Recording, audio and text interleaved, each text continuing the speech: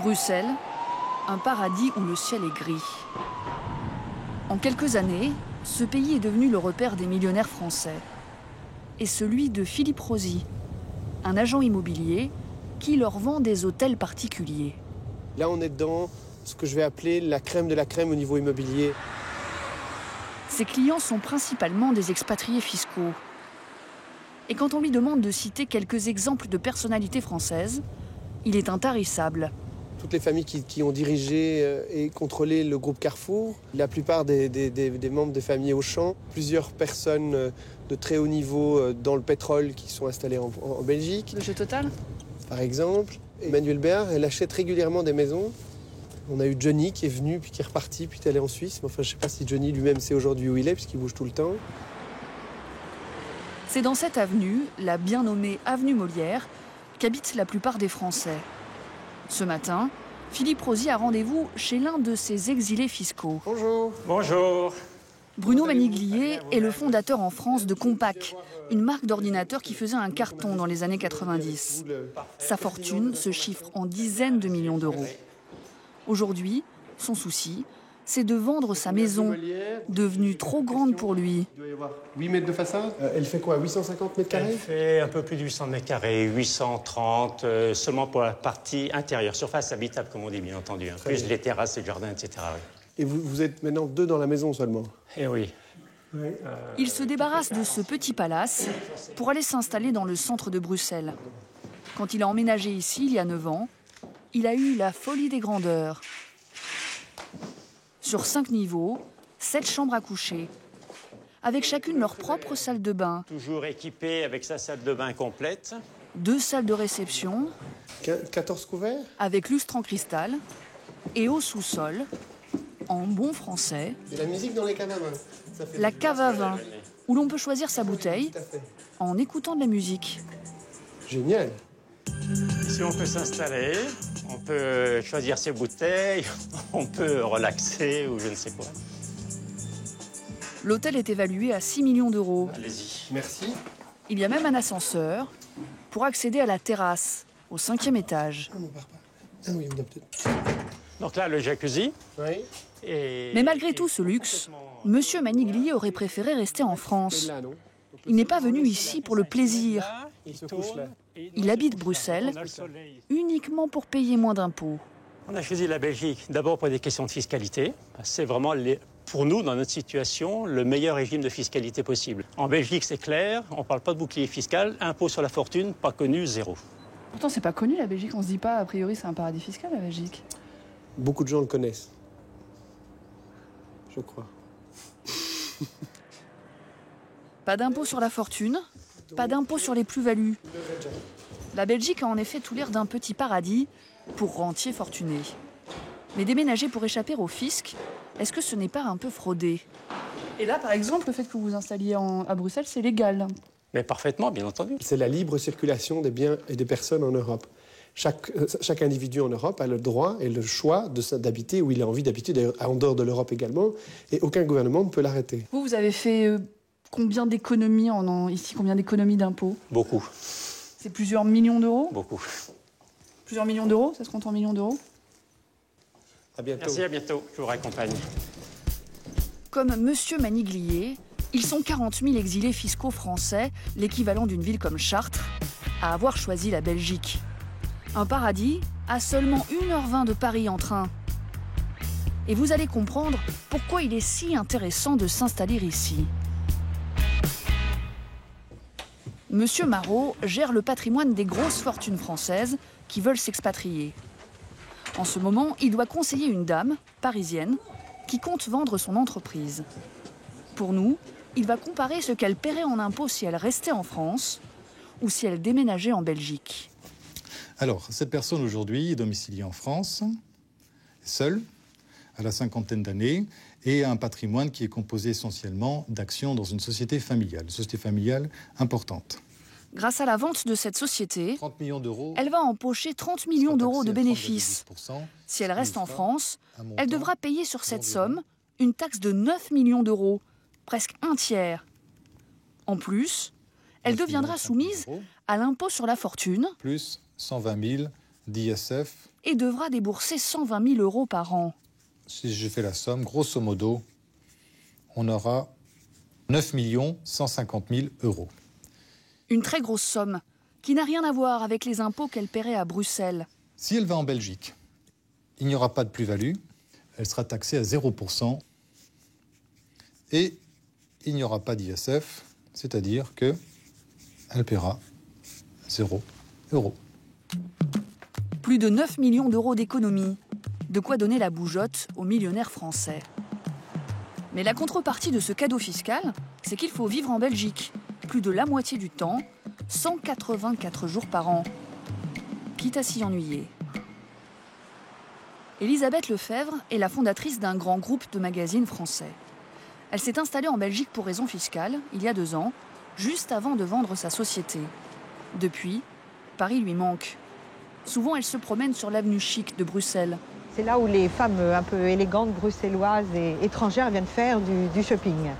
Et quand elle se rend chez le coiffeur, elle choisit le plus parisien des salons belges, Alexandre de Paris, tout droit importé de France. Bonjour mademoiselle, j'ai rendez-vous à 11h pour un brushing. Et les expatriés fiscaux, ce sont de gros consommateurs en Belgique. Ici, une cliente sur 3 est française. Premier prix pour un brushing, 80 €. Elisabeth organise ce soir un dîner. Elle tient à être impeccable, de la tête jusqu'au bout des ongles. Ça m'a l'air pas mal. Oui. C'est un peu de baume au cœur pour notre exilé, parfois nostalgique de ses anciennes habitudes parisiennes. Parfois la France me manque un peu, oui. Les journaux. Non, ce qui me manque le plus, vous savez, vous allez rire, mais c'est le petit noir sur le zinc. Ici, il n'y a pas un seul endroit. Je trouve qu'en France, dès qu'on s'arrête, on a un petit peu de temps. Tiens, je vais aller me prendre un petit café sur le zinc. Et la bonne petite baguette. Oui, alors la baguette. Ça, c'est vrai. La vie n'est pas toujours facile quand on est expatrié en Belgique. Au revoir. Pourtant, Elisabeth n'a pas l'intention de quitter le plat pays. Bonjour. Et c'est plus fort qu'elle. Cette ancienne patronne de presse y a même créé un nouveau magazine, toujours en collaboration avec son mari. Salut tout le monde, tout a été corrigé. Un mensuel pour les Français qui, comme eux, sont riches et expatriés à Bruxelles pour leur apprendre à s'intégrer. Il y a même un dictionnaire franco-belge Voilà, do you speak belge? où ils décodent les expressions locales. Ah, ma charrette, on a repris ma charrette, très bien. Ouais. Une charrette est une carriole tirée par des chevaux. En Belgique, la charrette désigne aussi notre caddie. Il y en a des très marrants. Une sorte de kit de survie en milieu hostile pour des Français qui n'avaient pas mesuré à quel point ils seraient loin de la vie parisienne.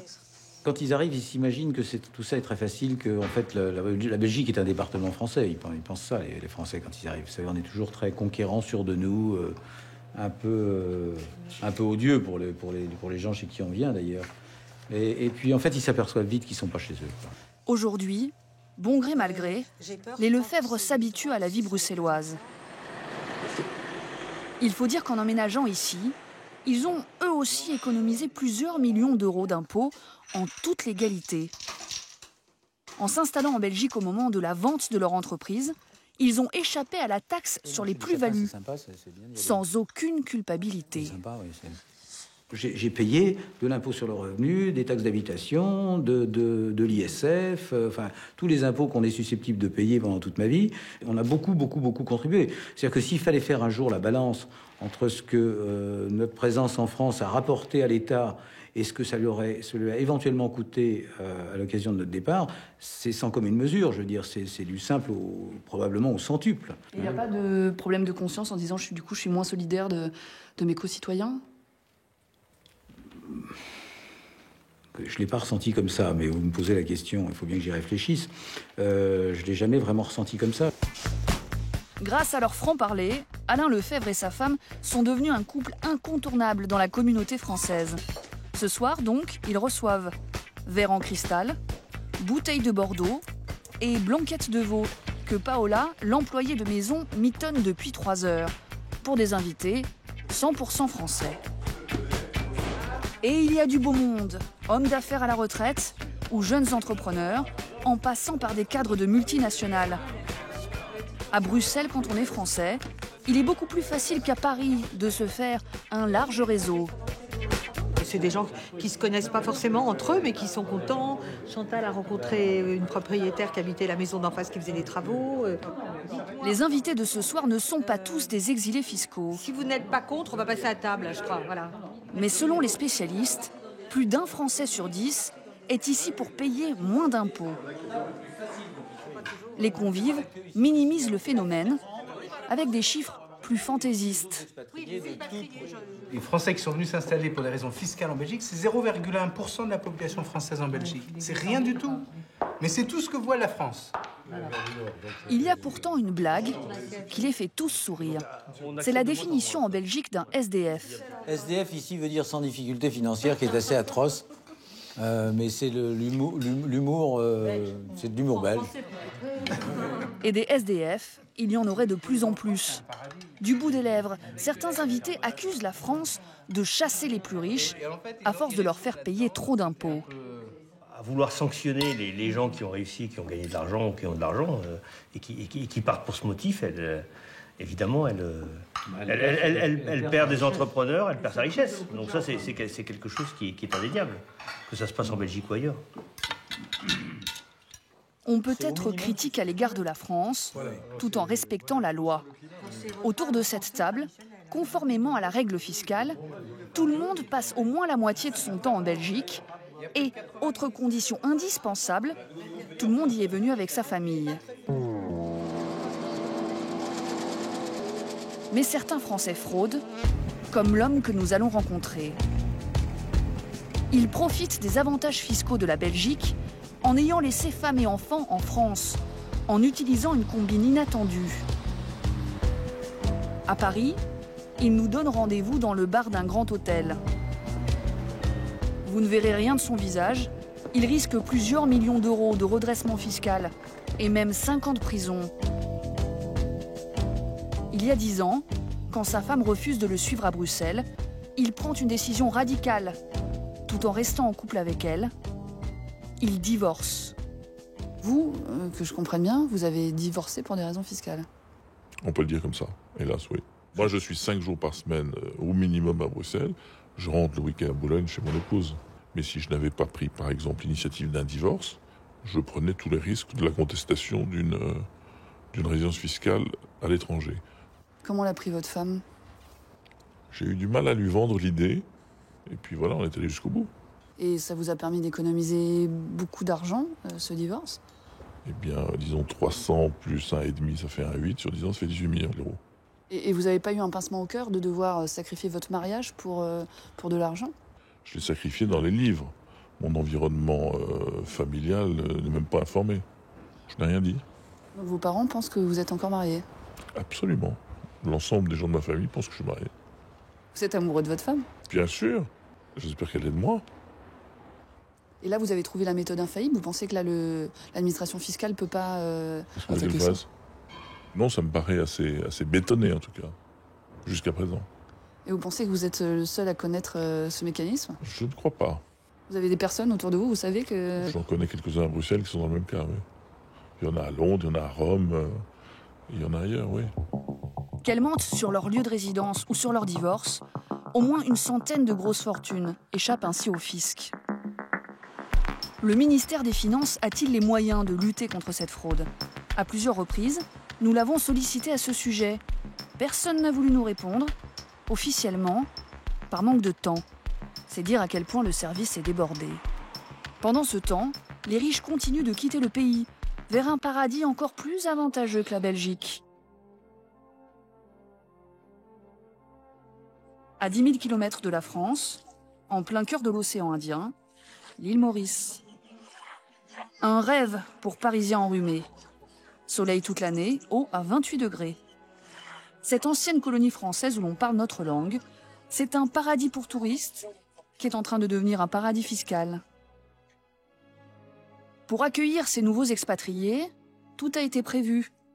Sur des rivages paradisiaques, on leur construit des lotissements ultra luxueux. Déjà près de 2000 villas. Elles coûtent au minimum 730 000 € et les Français qui y vivent au moins 6 mois par an ne paient presque plus d'impôts. Wen, tu peux venir Cueillir la papaye, là, s'il te plaît. Et voici justement une propriétaire d'une de ces villas de luxe. Bon, Wayne, tu viens, s'il te plaît? Oui, madame. Je sais pas si tu vas arriver, hein, elle est haute. Hein. Ça, madame? Oui, la jaune, là, derrière. Du personnel de maison à son service, de quoi combler cette retraitée de 62 ans. Fais attention, tu tombes pas, hein. Tatoune, c'est son petit nom, s'est installée il y a 4 ans, entre autres pour raisons fiscales, dans un de ces lotissements pour millionnaires. Et elle n'y voit que des avantages. Ça, c'est un fruit que vous mangez? Ah oui, tous les matins au petit déjeuner. À sa disposition, 24 heures sur 24, un couple de domestiques. Wayne et sa femme habitent à la maison. On a construit une petite maison et ils habitent là. Wayne s'occupe de tout ce qui est gros travaux à la maison, le ménage du salon et de la terrasse. Et Kathleen s'occupe des chambres et du repassage et de la cuisine. Libérée des contraintes du quotidien, reste à trouver comment occuper ses journées. Bon, Henri, on va au golf? Le couple habite une maison de 500 mètres carrés, estimée à 4 millions d'euros. Et dans le garage, il n'y a ni Porsche ni Ferrari, mais une voiture de golf. Henri, le mari, est lui aussi à la retraite, après avoir gagné beaucoup d'argent en vendant son cabinet d'experts comptables. Pour le couple, ce sont des grandes vacances qui ne finissent jamais. Et pour leur loisir, ils n'ont même pas besoin de sortir du lotissement. Pour avoir le 7, tu passes par là, chérie. Tu passes par la route pour aller au 96. Un golf privé a été aménagé au beau milieu des villas. Good shot. Attends, je refais. Je refais parce que je suis désolée, la pente, elle est bien où j'avais vu. Hein. À raison d'une vingtaine d'heures de pratique par semaine, Tatoune a tout le temps pour améliorer son niveau. Tu as raison, mais tu en avais mis de trop. Et là, j'en ai... Ouais. T'en as mis de trop encore. Allez, c'est bon. Vous vous ennuyez jamais? À Maurice? Oui. Ah non, jamais. Jamais. Jamais, jamais. Jamais. Vous arrivez à occuper vos journées? Ah, complètement. Travail. On fait du sport, on se lève en faisant de la Beaucoup de marche. Qu'est-ce qu'on fait? Lecture. De la lecture. Moi, je peins, bricole, moi, jardinage. je cuisine, jardinage. Et tout ça, vous n'auriez pas pu le faire en France? Si, tout ça, oui, sûrement. Mais avec quelques vêtements supplémentaires sur le dos. Quelques vêtements supplémentaires et beaucoup d'impôts en plus. Les Français sont peu bavards sur le sujet. Ils refusent de parler chiffres. Mais depuis qu'ils sont sur l'île Maurice, ils ne payent plus du tout d'impôts sur les revenus du capital.